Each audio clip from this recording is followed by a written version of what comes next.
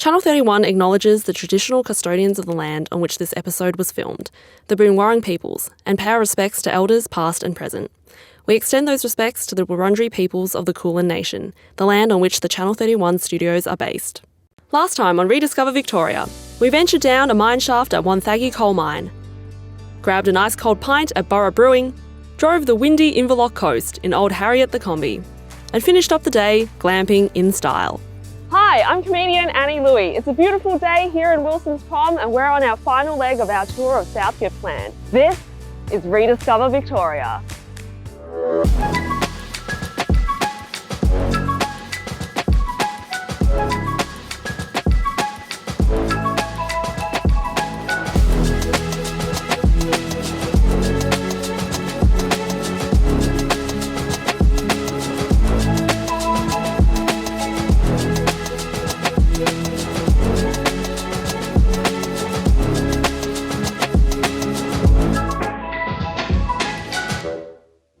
After a relaxing night at the Inverloch Glamping Co, we packed up the Kombi and drove about an hour south to Wilsons Promontory National Park. The drive through the park is a spectacular one, catching sights of lush vegetation and endless sea views. Wilsons Prom is the southernmost tip of mainland Australia. You can walk remote coastal bushland trails and swim at pristine beaches. One of the Prom's most famous beaches is Squeaky Beach, and here's why. I'm at Squeaky Beach, trying to get the sand to squeak because it's called it for a reason. If you kind of rub your feet like this, you can hear it. Ooh, this is a good one. You don't even have to go too hard. Maybe I can be like a DJ with my feet, like, Here's the sound guy getting in close to bring you high quality, squeaky sounds. This is part of my job. How awesome is that? Head down to the Prom for the day or stay a few nights and camp at Tidal River. Take in the Prom with beautiful coastal walks and hikes all year round.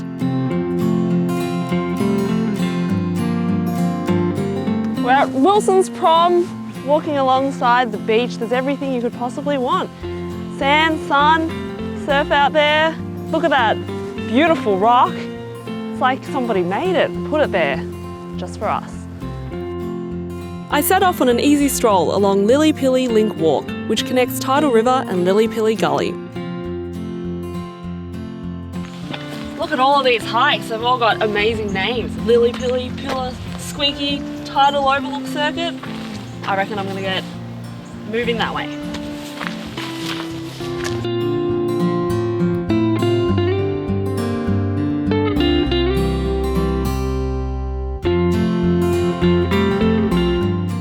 Finding panoramic views of Norman Bay and Tidal River. There's so much to do in the water as well. Check out all of those paddleboarders. You can also go snorkelling for a unique underwater view of Victoria's largest marine national park.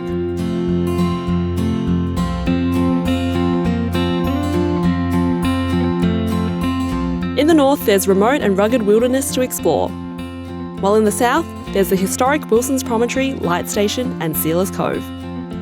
Feel the sand between your toes at some of the more secluded beaches of Wilsons Prom, from Cotters Bay to Whiskey Bay and Ferry Cove. Honestly, it's just a beautiful place to be. It was hard to tear ourselves away from the beautiful serenity of the Prom, but we've got cider to drink. Back in the Kombi we go, on our way to Gurneys Cidery.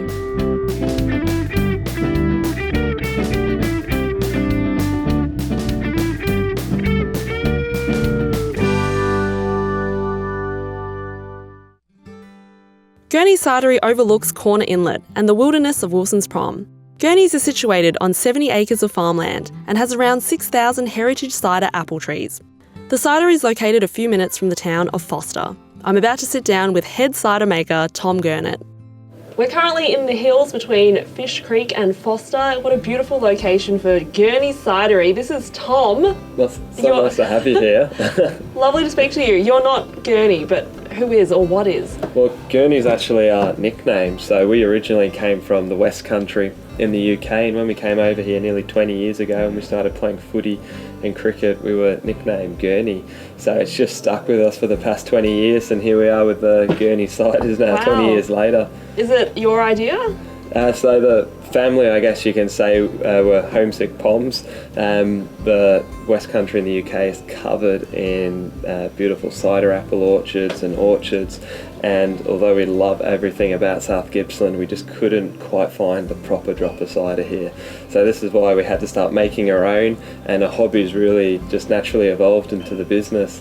What was the first ever cider that you remember making? The first cider we ever made was the Scrumpy, and that was made from just the ad hoc collection of wild apples. So me and my brother would drive around the area, we'd go down onto the rail trail with a wheelbarrow, and we'd pick apples from all over the place and basically do wild ferments, and we'd make a lot of really interesting ciders, and it's just developed from there. Is it the same apples that we have for eating, or are they specifically for this purpose? No, these apples you would not want to eat. These are what we call spitting apples. So you will bite into this apple, and then 3 seconds later you're going to want to spit it onto the floor. I'd describe these as like a sour tea bag.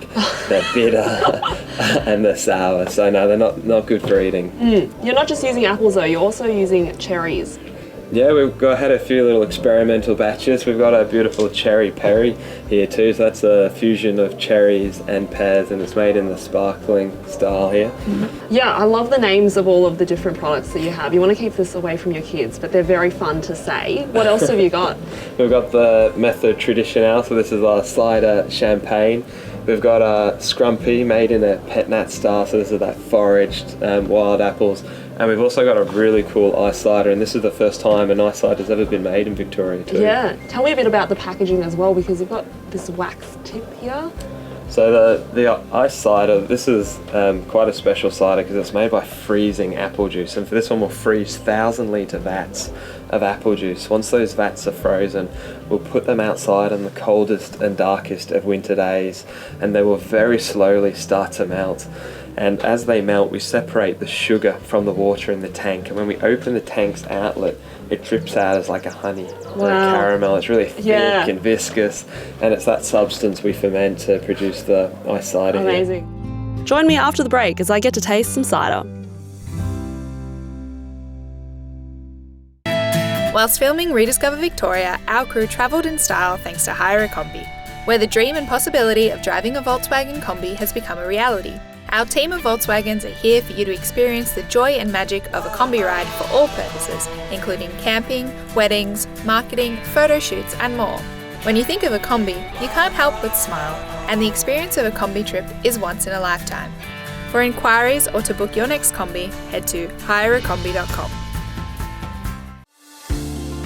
It's time to get stuck into some cider. Do you have a personal favourite? Are we going to taste something that you like? That would be like asking a father who their favourite child is. They're all my favourite, but we've got a bottle of Scrumpy open, so we could dive straight into this if you want to. How do you know which glass to put it in? So this one, we'll just pour it into a little taster here, and then we can put the sparkling ones into the flute. Here we go. Thank you. So this is bone dry, so be ready for that big crunchy acidity. You're going to get some bruised apple notes in here, some green apple notes, and just a little bit of soft spice and funk. Are you meant to smell it like you would a wine, or I reckon you. What's the process? I reckon you should. Yep. You can get the green apples aroma there. I love the apple fragrance. It's delicious. So that's pretty dry. That's a real Scrumpy. Yeah. there's a great no sugar in that. Yeah. What next? Next, let's try the cherry perry, shall we? Let's jump into sparkling territory. Oh my gosh, what is that? This is our bottle opener. It's a traditional disgorger. Disgorger? Yeah. So when we freeze the neck of the bottle and we pop the top off, it fires what's called the yeast plug. And we're left with a somewhat clear cider like this. So have a taste of this. It's almost like a sparkling rosé. There's a little bit of residual sweetness here from the cherries. You get a nice sort of strawberry cut to it too, strawberries and cream. I love that. That strawberries and cream flavour is exactly spot on what I'm tasting right now. Should we try something else? Yes. Yeah? I might have to offload. Oh yeah, right,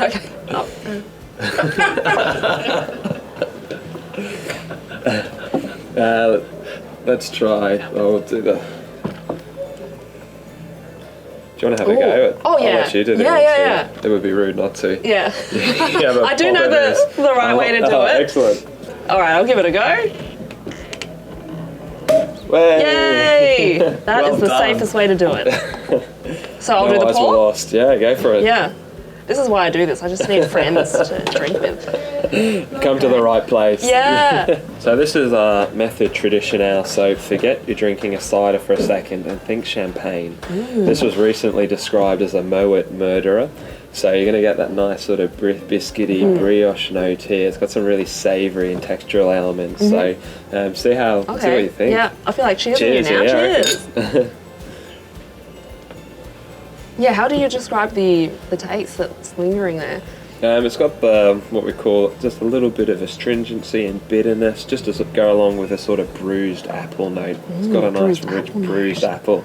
I'll be adding that to my vocab. We'd like to be at the other end of the spectrum. We really want to give people something unique, and you're not going to find ciders like this in many other places because it's made with a really traditional philosophy. There is no sugar added to any of our ciders, and they're not diluted at all. So we do suggest you put on your white wine or an apple wine tasting hat. The flavours do sort of dabble in that space. So some people might get a bit of a surprise when they come here, but it's going to be a good surprise. Shall we take a look around the place? Yeah, let's go for it. We'll go for a walk. Awesome. So whereabouts are you going to take us? We're just going to quickly take you down into one of our orchards, just down the brow of the hill here. We've got some pretty interesting cider apple varieties here for you to have a look at. So just here we've got about 3,500 trees. Each row is a different variety. So this was an experimental orchard to see which varieties are going to grow in our location here. So we've got a Yarlington Mill, we've got a Bulmers Norman, we've got a Michelin, we've got a Somerset Red Streak, a Dabinet, a Ribston Pippin, and just a little bit further is the Champ Gallard, which I'll show you now. The Champ Gallard. Oh, what a name. This is one of the oldest apples you'll find on the mainland. It's a Golden Harvey, and this dates back to the 16th century, and it's the English brandy apple. Then you can see these beautiful little apples here. They ferment and produce a really strong cider, which was traditionally used for brandy in the UK. So that's called the Golden Harvey, and that dates back to the middle of the 16th century. After that tour through the orchards, I'm ready to eat. We've walked around the place, we've taken a look inside and out, and now it's time to dig into this spread. It is the Gippsland spread made within 20 kilometres of here. Everything you see on this plate is local. So we have some cheeses, we've got the brie, we've got some blue, and even this here, the sausage, is from the pigs in the area who are snacking on the apples that we just saw. This is incredible. We've got dukkha, watermelon, these olives as well. I don't even know what to try first. Looks like I've got a lot of work ahead of me, but I'm not afraid of hard work. So I'll see you after the break.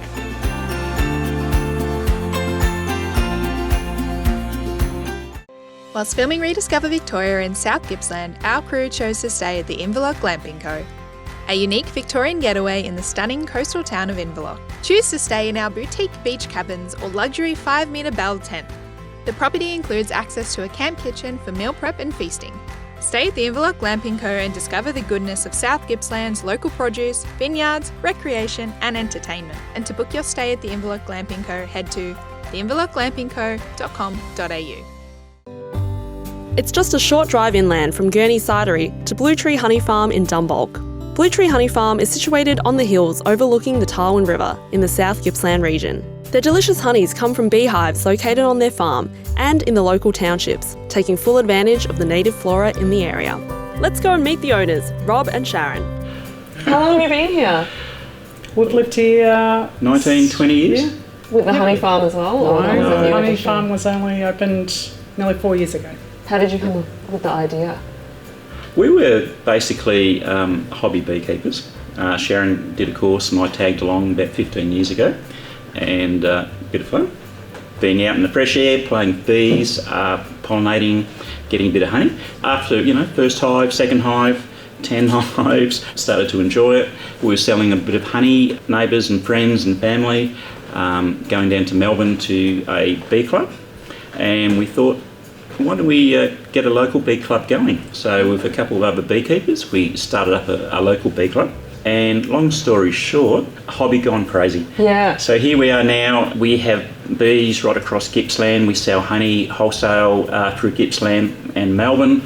We have the retail shop, Farmgate store. We host bus groups. We have tourists all over Australia, interstate, and lifestyle business. We have a lot of fun. Yeah. What do you think is the fascination with bees, especially at the moment?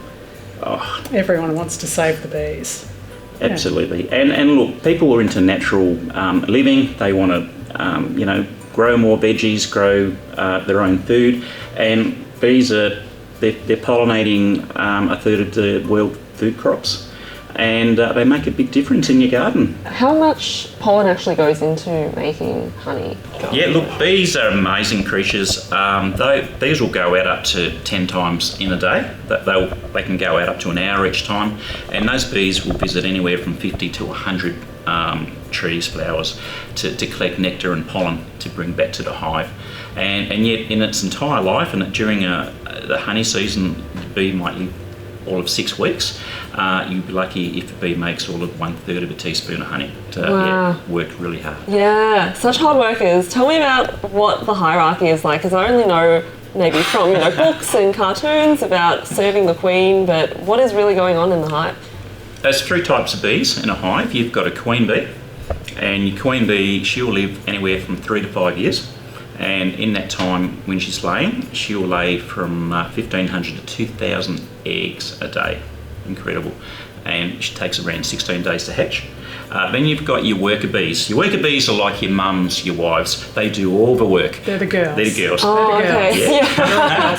And they take 21 days to hatch. And what the worker bees will do when they're born, they've got a whole range of jobs. They'll feed the young bees, they'll look after the queen, they'll build out cells, they'll move honey around, wax, they'll defend the hive, and when they reach about 3 weeks of age, that's when they'll leave the hive and they'll become foragers, and they'll spend the rest of their life going out into the paddocks and the fields collecting pollen and nectar to feed the hive. Sorry, you forgot the third bee. Oh, and the drones. The fat, lazy males. What's a drone? A drone's your male bee, and there's anywhere from 400 to 500 male bees, drones, in a hive, and their only purpose really is to mate with the queen. Right. Look, there's a bit of a lazy. well, what do they do with it? Yeah. I die. Your drone will be born. And for the first week of its life, it takes 4 worker bees to keep it fed and look after it. And after a week, it will then leave the hive and hang out with all its mates and fly around and wait till a queen comes past, a virgin queen, and then they'll chase the queen to mate with the queen. And the types of bees that you have here, I heard that they're not Australian natives. There's about 40,000 types of bees worldwide. There's about 15,000 types of native bees in Australia. All the commercial bees in Australia are from overseas because our native bees don't collect honey in large amounts. And we use Italian bees because Italian bees are very easy to work with, docile, and really good for hobby beekeepers to start out with. And they've got special ways of communicating as well. Tell me about that. Oh, they do. Look, they'll communicate through touch, through dancing. A great example is if a bee goes out into a paddock and it finds a source of nectar or pollen, it'll come back and it will do 2 types of dance. If it's within a close range to the hive, it'll do a circle dance, and if it's more than 75 metres, they'll do what's called a wiggle dance. And what they're basically doing is a waggle dance even. Waggle dance. And they'll actually communicate through that dance all the coordinates of where to go to all the other bees. So they're basically giving GPS information, wind speed, direction, distance. It's incredible. That's incredible. There's yeah. so much about bees that we don't know. And this is why people get into beekeeping, because it's just a fascinating hobby. Awesome. Well, I'm really keen to get suited up and see what it's like out in the apiary. Is that how I say it? Is that correct? Yeah. I don't want to say apiary because that's for birds. So I'm pretty smart. I know it's an apiary now. So let's go outside and have a look. How's that? We got the whole crew suited up for the visit to the apiary. There you go, now you're protected. Woohoo! Although Rob stayed in his plain clothes, I wonder what that says about our team. Well, Rob, this is my first time in a bee suit, and to accommodate me and my interests, the crew have also gotten suited up, so thanks very much. This is commitment to television. So what are you putting in there? Oh, we're just putting a bit of pine needles in. Yep. Just to get a bit of smoke, and the smoke will just pacify the bees a little bit. Okay. So I haven't checked any of these hives for a little while.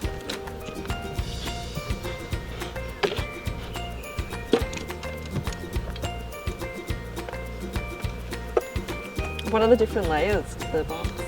Oh, this is what's called a queen excluder, and this box here is what we call a brood box. So we've got the queen down the bottom, and the queen can't come through. Only the workers can come through. So what that means is when she's down here and she's laying eggs, all the worker bees will come up and put all the honey in the other boxes for supers, and you won't get any baby bees in the honey that you're eating. What we've got here, I requeened this 2 weeks ago. So I've got a young queen that I've put in here. So that's what this box is.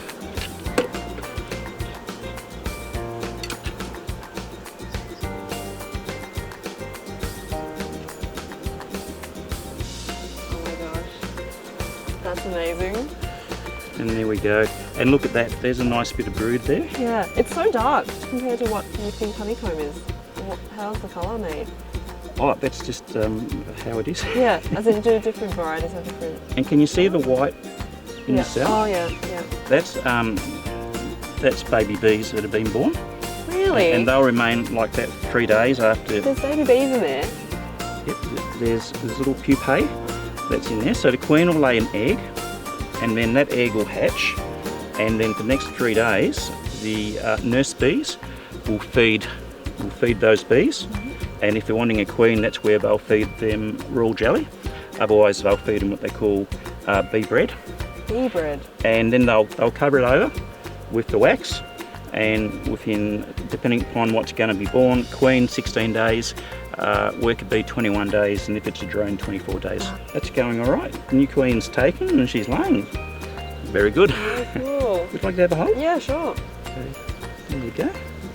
Holding it here, I can see honey dripping off some of this honeycomb, and it's making me want to taste it. So why don't we go inside and do a bit of tasting? Excellent. Thanks, Rob. We're about to do some tastings now. You've got quite a few varieties here on show in your gift store, but what are you going to let me taste today? Today we're going to try Yellow Box, which is Australia's most popular honey. Yep, I have heard of So that it's a one. nice light one, light and sweet. What gives it the colour? Because you've got darker reddish ones. How do they differentiate? Do It comes from the yellow box tree, eucalyptus tree.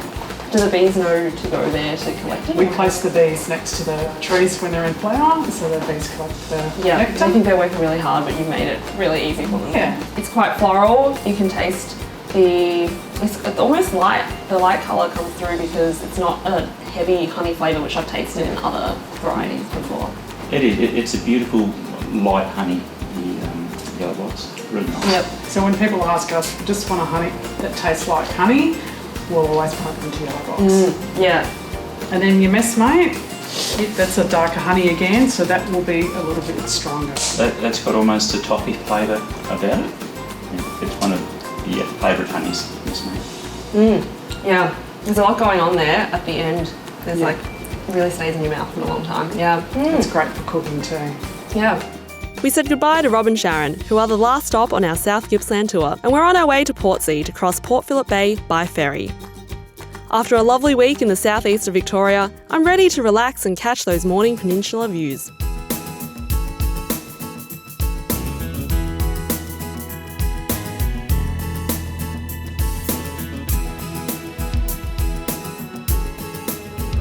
We're docking into Queenscliff, and that is the end of our tour.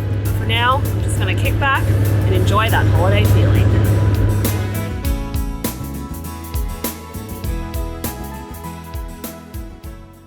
Next time on Rediscover Victoria, we start our journey to visit Victoria's regional cities, kicking things off in Bendigo at the Great Stupa of Universal Compassion. We stop in at the Bendigo Joss House Temple and get thrifty at the mill in Castlemaine. See you then!